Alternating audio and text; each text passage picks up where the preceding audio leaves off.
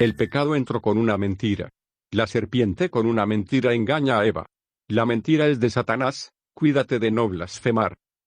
Hoy en día, con tanta tecnología es muy fácil informarte.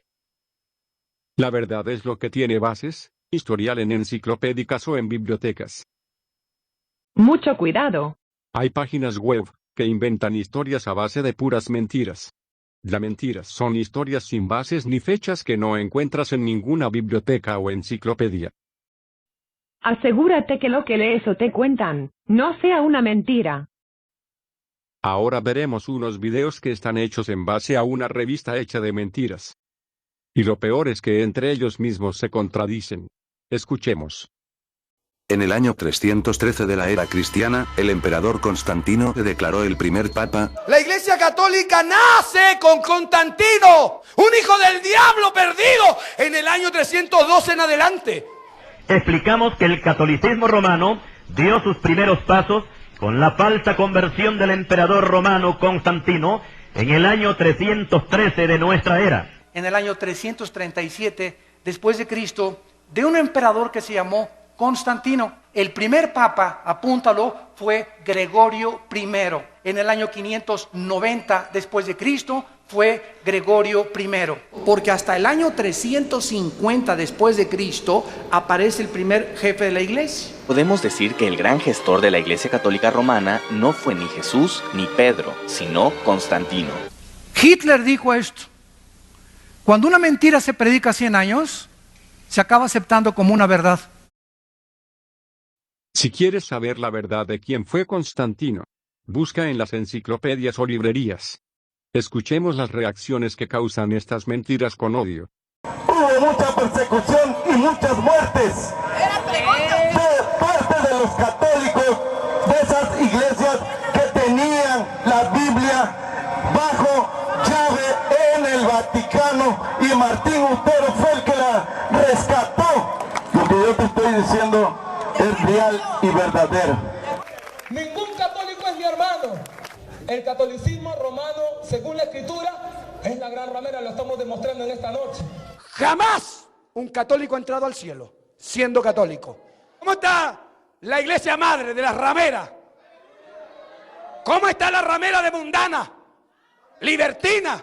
Para nada fue papa de la Iglesia Católica Romana, que es la madre de las abominaciones de la tierra.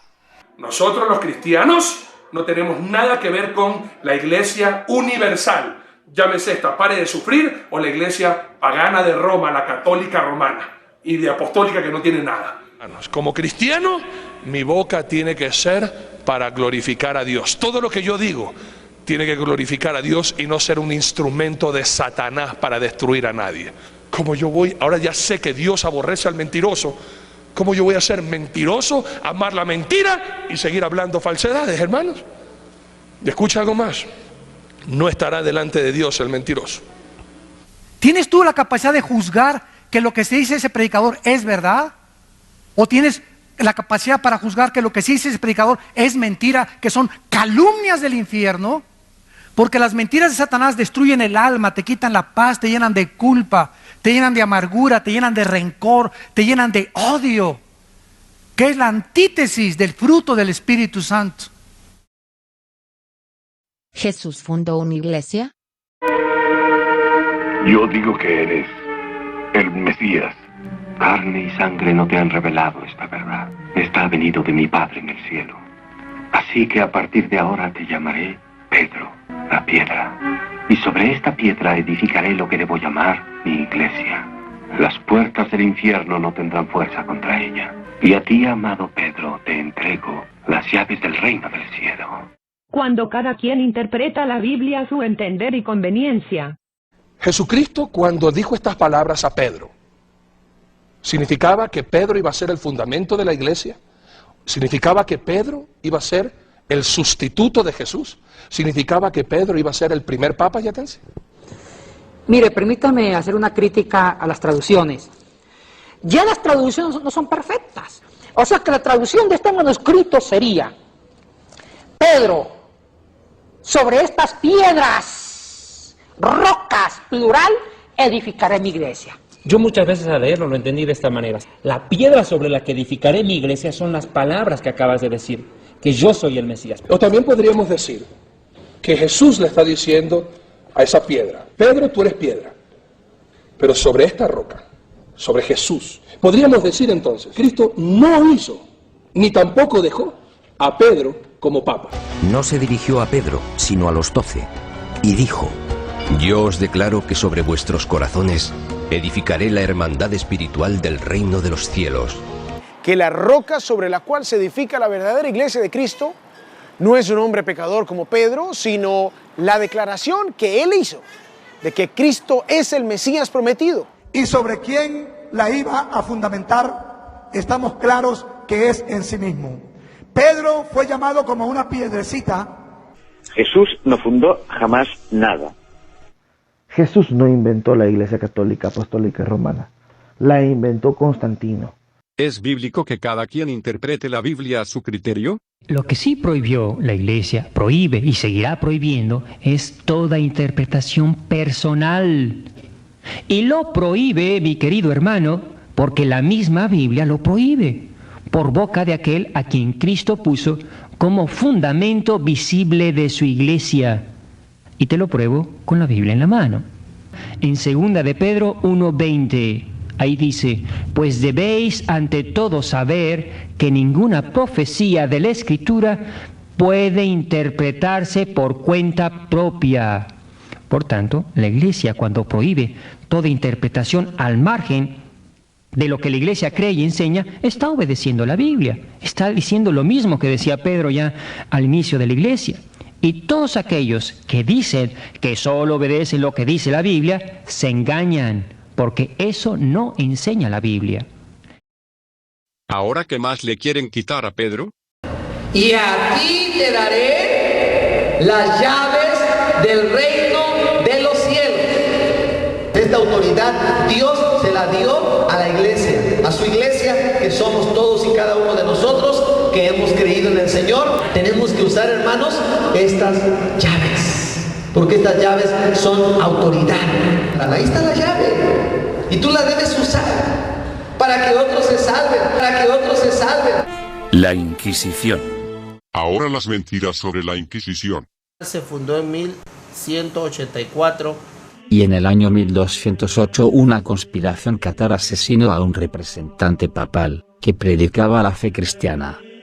Con esto, el Papa en ese entonces, Inocencio III, mandó una cruzada para exterminarlos. En el año 1198 después de Cristo, el Papa Inocencio III ordena asesinar y exterminar a todos los que no le obedecían a él. Las matanzas y masacres contra todos los que se decían cristianos. La Inquisición fue instituida por el Papa Gregorio IX el año 1232. Al iniciarse el trabajo de los jesuitas, que no era otra cosa que los sicarios del Papa, se iniciaron matanzas horrendas en contra de los cristianos evangélicos.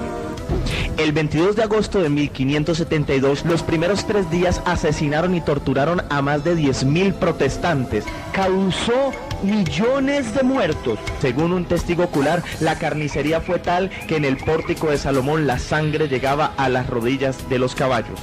Se calculan más de 200 millones de personas muertas. Y el que no se persinaban lo agarraban y los amarraban y les ponían estas cosas. Les decían: niega tu fe. No, yo adoro a Dios en espíritu. Entonces te rompemos los dedos. Cada quien contó su leyenda, y ninguna coincide. Ciudad del Vaticano, octubre de 1998. El Papa Juan Pablo II convoca a un tribunal especial de historiadores y académicos para ayudar al tribunal en su investigación. El Papa anuncia la apertura pública de los archivos secretos de la Inquisición, unos archivos que habían estado fuera del alcance de los académicos durante casi 200 años. Los descubrimientos realizados en documentos nunca vistos, así como en los archivos de la Inquisición abiertos por el Vaticano recientemente, han ayudado a desbancar algunos de ellos. Por ejemplo, se ha podido demostrar que algunos recuentos de personas quemadas en la hoguera eran enormemente exagerados. La gente decía que se habían quemado 200 personas. De esas 200, quizá 3 fueran reales y 197 imaginarias. Poco a poco hemos podido fijar los números reales de las personas que fueron ejecutadas. ¿Debería la Iglesia Católica pedir disculpas por los pecados cometidos durante la Inquisición? Yo creo firmemente que esta disculpa era innecesaria, porque la Iglesia no fue responsable de la mayoría de las persecuciones. Debemos tener en cuenta el contexto y la mentalidad. Mucha gente creía que la Inquisición era un instrumento necesario y, aunque no gustaba demasiado, se aceptaba. La primera respuesta implica comprender que nunca hubo una única y todopoderosa Inquisición, sino más bien instituciones independientes en España, Portugal e Italia. Si la leyenda es mejor que la verdad, escribamos la leyenda. Andrés Gambra, ¿qué es realidad y qué leyenda en torno a la Inquisición? Efectivamente, la Inquisición española es una de las piezas clave de la llamada leyenda negra antiespañola. Una de las estructuras históricas de mentira más importantes que hayan existido en la historia. No era para perseguir a los no creyentes. Lo que dicen que la Inquisición, una pila de cura cocinando a la gente en una cazuela, que la gente que han ido a estudiar eso seriamente se ha dado cuenta que eso no es como lo ponen, porque eran los procesos del día. Los enemigos de la Iglesia hablan de la Inquisición católica y se les olvida las inquisiciones de los protestantes. En Suiza Calvino fue feroz. Los alemanes hicieron chuza. En Inglaterra los ingleses con Enrique VIII, bueno, fue terrible la Inquisición de los protestantes. En primer lugar, los monjes no mataron a nadie. Era el poder civil. La persecución, por ejemplo, de supuestas brujas de parte de los protestantes, los católicos no tenían una obsesión con las brujas, tenían una obsesión con los herejes.